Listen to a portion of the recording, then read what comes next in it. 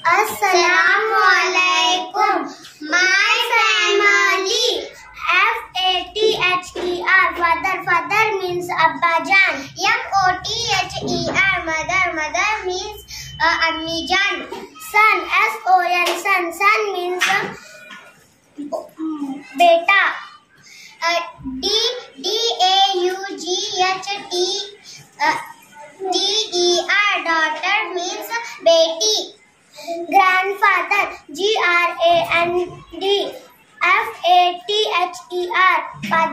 GRANDFATHER. Grandfather means Dada Jan.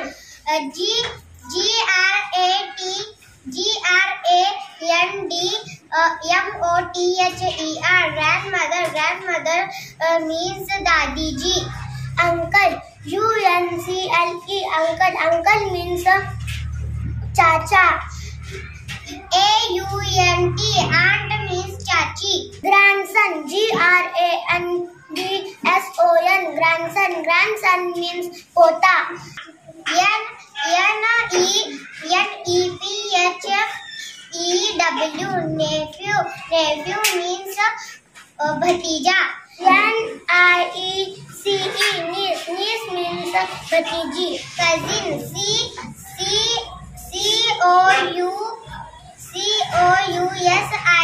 Cousin means चिचेरे भाई या बहन.